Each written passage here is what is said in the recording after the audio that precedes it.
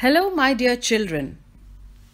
Before I proceed, I hope all of you are fine and safe in your homes and strictly following the norms of hand washing, good hygiene, cleanliness, and most of all, social distancing. This is in continuation of my first introductory English language video that I had posted on Thursday, the 9th of April 2020. That day I had outlined in detail the question paper pattern for class 9, which is also applicable for class 10, and also the layout or format of an informal letter. I had also given you an assignment that day, and I hope you have completed it according to the guidelines that were taught to you. If you haven't, please do so. Today I will be telling you about the format of a formal letter. Kindly see, this is a specimen of a formal letter. Such letters are written to persons in authority, like to a principal, a head of any organization or an institution, and to those whom you are not on familiar terms with. That person could be a bookseller, a chemist, a chief engineer of your local municipal corporation, etc. The letter should be clear and brief, and even the language should be simple. The heading or the address. Your own personal address has to be written on the left-hand side of your writing sheet as in an informal letter. It has to be in block style. After each line of your personal address, there is a comma. After the name of your city, write a dash and your PIN code. You can also skip the PIN code. In that case, write a full stop after the name of your city. For example, in this case, you can write a full stop after Kunur. But it's nice to write the PIN code as it lends authenticity to your postal address.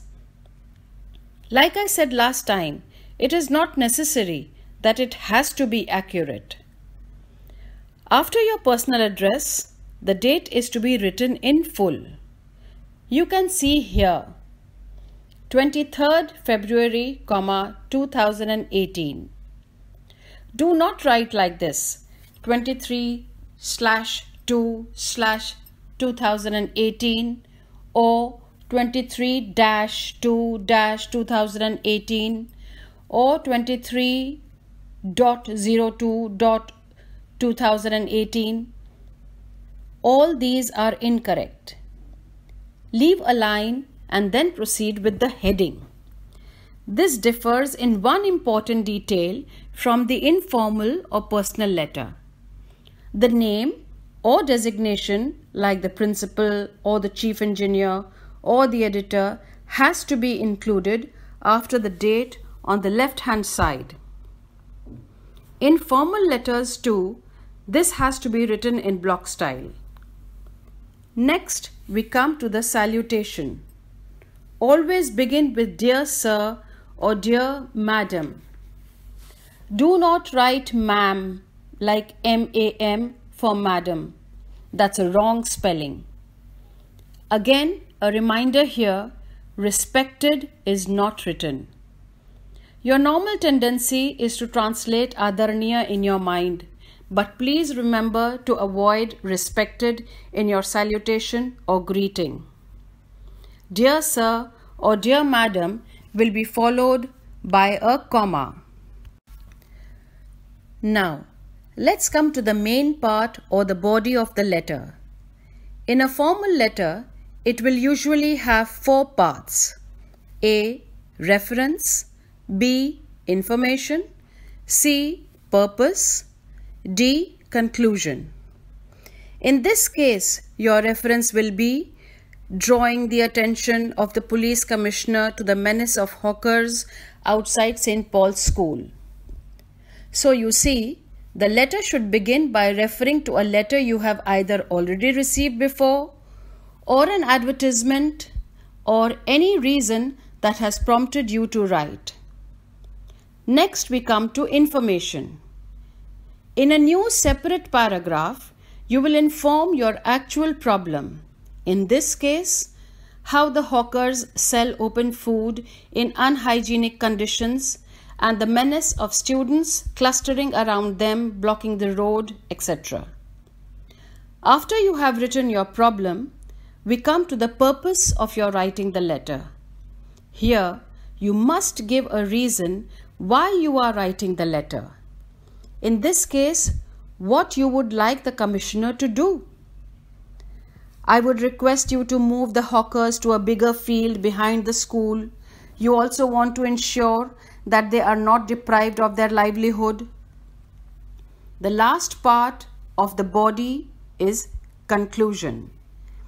In this part, you generally give your suggestions to the problem and the necessary steps that can be taken to deal with it. It is customary and good manners to round off or end the letter with some polite remark. So clearly, your formal letter is divided into 4 paragraphs. Finally, the subscription. The formal letter must end with yours faithfully or yours truly. Please keep this in mind very carefully. Do not forget this. The formal letter ends with yours faithfully or yours truly. Please note that the Y is a capital letter and there is no apostrophe before the S in yours.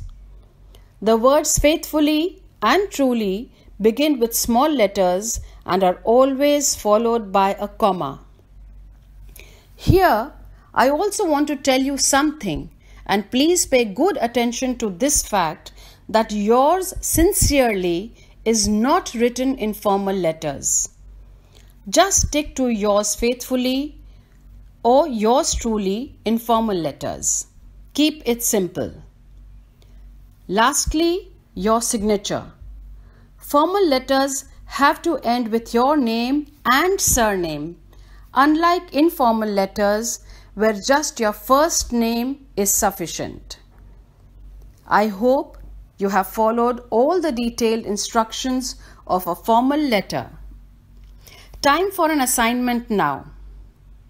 Please note it carefully and you will be marked on both the informal letter I gave last time and today's formal letter assignment. Consider it as part of your compulsory project.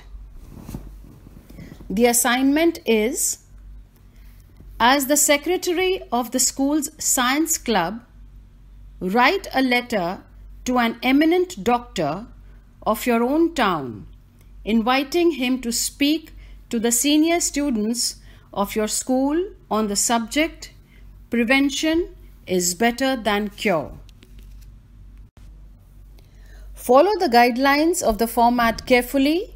It's an easy assignment. Good luck to you. Please keep reading storybooks, good educational novels, follow your hobbies, and don't forget to help your elders, your mummy and daddy around in the household chores. Stay at home and stay safe.